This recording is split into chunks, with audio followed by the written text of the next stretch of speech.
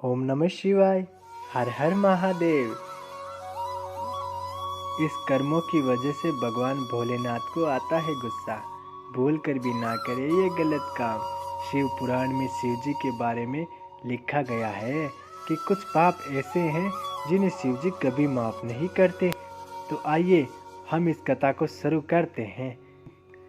सोमवार के दिन को भगवान शिव जी का दिन कहा जाता है। कई ज्योतिषियों के मुताबिक अगर कोई इस दिन भगवान शिव जी की सच्चे मन से पूजा करता है तो उसे जरूर फल मिलता है। भगवान शिव जी को भोलेनाथ के नाम से भी जाना जाता है। भोलेनाथ अपने भक्तों पर हमेशा खुश रहते हैं।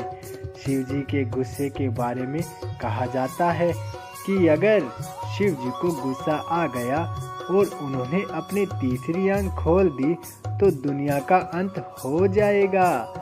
शिव पुराण में शिव जी के बारे में लिखा गया है कि कुछ पाप ऐसे हैं जिन्हें शिव जी कभी माफ नहीं करते। शिव जी उन लोगों को कभी माफ नहीं करते जो सोचकर पाप करते हैं।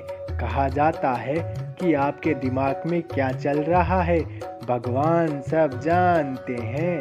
अगर आपसे अनजाने में और गलती से कोई पाप हो गया है तो शिव जी कुछ नहीं कहते, लेकिन आपने सोच समझकर कुछ पाप किया है तो फिर आप उनसे नहीं बच सकते।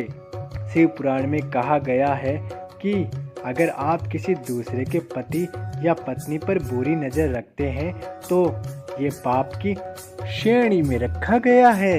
किसी दान की हुई वस्तु को वापस लेना, अपने गुरु की पत्नी के साथ संबंध बनाना महापाप की श्रेणी में आते हैं। ऐसे अपराध करने वाले को भगवान शिव कभी माफ नहीं करते। गलत तरीके से किसी दूसरे व्यक्ति की संपत्ति को हड़पना, इसमें मंदिर या कोई पुरानी वस्तु भी हो सकती है, तो भी इसे गलत माना जाता है। किसी भी गर्भवती महिला को कटु वचन और उसका दिल दुखाना भी अपराध की श्रेणी में आता है। भगवान शिव की नज़र में ये एक अक्षम्य अपराध है। किसी के सम्मान को ठेस पहुंचाने के लिए कटु वचन बोलना आपको अक्षम्य पाप का भागीदार बनाता है।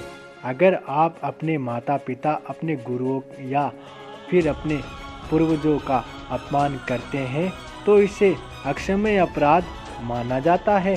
अगर दूसरे के धन पर गलत नज़र रखते हैं तो भी भगवान शिव नाराज होते हैं। किसी का धन लेकर उसे वापस ना लौटाना भी पाप की श्रेणी में आता है। अगर आप किसी नादान और निरपराध व्यक्ति को कष्ट पहुंचाते हैं तो भी इसे गलत माना गया है। भगवान शिव जी ऐसे लोगों को कभी माफ नहीं करते हैं।